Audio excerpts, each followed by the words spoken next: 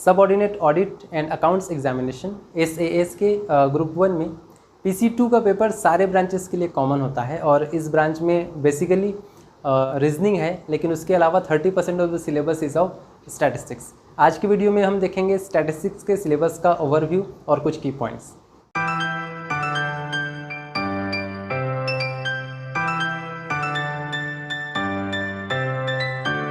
Hello friends, welcome to the stolen notes. आज के video में हम देखने जा रहे हैं स्टैटिस्टिक्स और सैम्पलिंग के सिलेबस का ओवरव्यू। बेसिकली स्टैटिस्टिक्स होता है डेटा का स्टडी।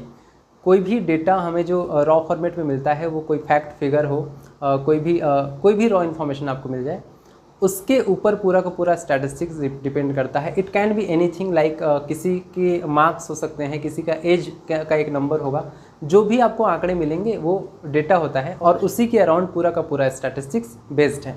इसके अंदर सबसे पहला चैप्टर है इंट्रोडक्शन टू स्टैटिस्टिक्स और उसमें हम पढ़ेंगे कि स्टैटिस्टिक्स का मीनिंग क्या होता है। स्टैटिस्टिक्स जो पूरा प्रोसेस है डेटा के साथ, उस डेटा के कलेक्शन से लेके उसके अल्टीमेट एप्लीकेशन तक, वहाँ से वहाँ तक अलग अलग कौन कौन से स्टेजेस होते हैं, डेटा क्या होता है, कैसे होता है, सब कुछ है इंट्रोडक्शन टू स्टैटिस्टिक्स में। नेक्स्ट पोर्शन है कलेक्शन ऑफ डेटा। जैसा कि हमने कहा कि statistics is everything about data, तो सबसे पहले आपको डेटा कहीं ना कहीं से कलेक्ट करना पड़ेगा। तो अलग अलग मेथड्स हैं कलेक्शन करने के। तो डेटा कलेक्शन कितने तरह से हो सकता है और जितने तरह से होगा उसके बेसिस पे डेटा कितने टाइप का होगा, ये है इस चैप्टर में जो है कलेक्शन ऑफ डेटा। तो कितने टाइप का कलेक्शन कर सकते हैं और based on the type of collection कितने टाइप का डेटा होगा और उसमें डेटा कलेक्शन में एरर क्या क्या पॉसिबल हैं, ये आपका है चैप्टर 2 में। Next chapter is organization of data. एक बार आपने डेटा कलेक्ट कर लिया, अब आपको है उसको फर्दर अप्लाई करने के लिए या उसमें से इंफॉर्मेशन निकालने के लिए आपको डेटा को ऑर्गेनाइज करना पड़ेगा, उसको एक सिस्टमेटिक तरीके से लगाना पड़ेगा। तो कितने मेथड्स हैं ऑर्गेनाइजेशन के, इसकी इंपॉर्टेंस क्या है, इसकी एप्लीकेशन क्या है और इसकी लिमिटेशंस क्या हैं, ये पूरा का पूरा है इस चैप्टर में जो है ऑर्गेनाइजेशन ऑफ डेटा।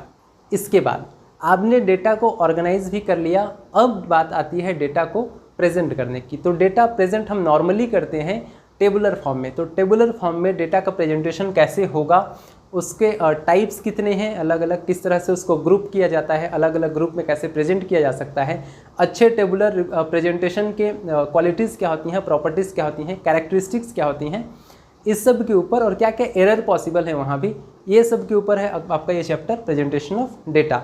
इसके बाद अगला चैप्टर है representation of data.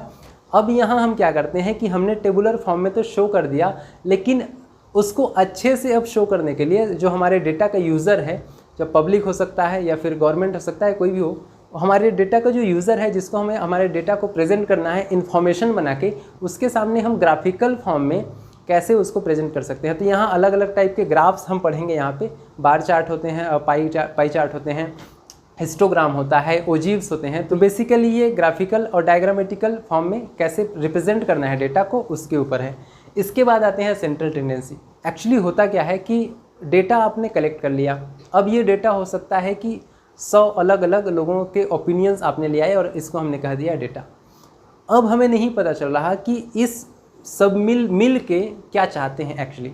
This particular thing is known as central tendency. जैसे कि हमने एज का अलग अलग डेटा सबसे ले लिया, 100 लोगों के एज का हमने नंबर काउंट करके लिख लिया, किसी को 20 साल, किसी को 25 साल, सबका डेटा हमने कलेक्ट कर लिया। लेकिन इसके बाद हमें पता ही नहीं चलेगा जब तक इसका हम या तो एवरेज ना निकालें या किसी दूसरे मेथड से कोई एक नंबर ना निकालें सबके बेसिस पे, तब तक हमको पता नहीं चलेगा कि ओवरऑल ये डेटा रिप्रेजेंट क्या करती है। तो इसके लिए अलग अलग मेजर्स ऑफ सेंट्रल टेंडेंसी हैं। या तो एवरेज हो सकता है, या तो जो असेंडिंग ऑर्डर डिसेंडिंग ऑर्डर में अरेंज कर देंगे, जो बीच का वैल्यू होगा वो हो सकता है, या फिर जो नंबर सबसे ज़्यादा बार आ रहा है वो हो सकता है। तो इन सब को हम कहते हैं सेंट्रल टेंडेंसी। अलग अलग मेजर्स हैं। तो सेंट्रल टेंडेंसी के टाइप्स हम पढ़ेंगे यहाँ पे, कितने टाइप के होते हैं, कैसे कैलकुलेट किया जाता है और उसकी कैरेक्टरिस्टिक्स क्या होती हैं, कि कौन से कंडीशन में कौन से वाले मेजर ऑफ सेंट्रल टेंडेंसी को यूज़ करना है, इन सब के ऊपर आपका ये चैप्टर है। इसके बाद आता है डिस्पर्सन। डिस्पर्सन एक्चुअली क्या होता है कि आपने 100 डेटा कलेक्ट किए और उन सब के बेसिस पे आपने एक सेंट्रल टेंडेंसी बता दिया कि ये 100 वैल्यूज़ ओवरऑल ये एक डेटा रिप्रेजेंट करते हैं। लेकिन अब क्या है कि 100 डेटा हो सकता है कि इसमें से एक भी डेटा इस सेंट्रल टेंडेंसी के डेटा के बराबर ना हो, या हो सकता है कुछ ही डेटा हो जो इसके बराबर हो। बाकी majority of the data will differentiate from this data, इस डेटा से बाकी के डेटा अलग होंगे, और उनके बीच में जो डिफरेंस होता है इसके ऊपर पूरे अलग अलग कैलकुलेशंस हैं, अलग अलग मेथड हैं कि कितना डिफरेंस है उसको कैसे मेज़र करेंगे। ठीक है, हो सकता है उस डिफरेंस का हम एवरेज निकाल देंगे, या हो सकता है उस डिफरेंस का हम अलग मेथड से कोई एक कोफिशिएंट निकालेंगे। तो इसके ऊपर पूरा हमारा चैप्टर है जो है डिस्पर्शन। इसके बाद आता है कोरिलेशन और रिग्रेशन। कोरिलेशन और रिग्रेशन बेसिकली डिपेंड करता है इस बात पे कि दो अलग अलग वेरिएबल के चेंजेस आपस में किस तरह से इंटर रिलेट करते हैं। इसका मतलब दो आपने अलग अलग वेरिएबल ले लिए, एक सपोज ले लिया पॉपुलेशन और दूसरा ले लिया गरीबी, पॉवर्टी। तो एक के डेटा में चेंज होगा तो दूसरे के डेटा में क्या चेंज आ रहा है, इसका जो इफेक्ट है, इसका जो स्टडी है, इसको हम पढ़ते हैं। तो थोड़ा सा मैथमेटिकल चीज़ें हैं दोनों, कोरिलेशन और रिग्रेशन, ये चैप्टर है। और लास्ट और सबसे इम्पॉर्टेंट चैप्टर है वो है सैम्पलिंग एंड एस्टिमेशन।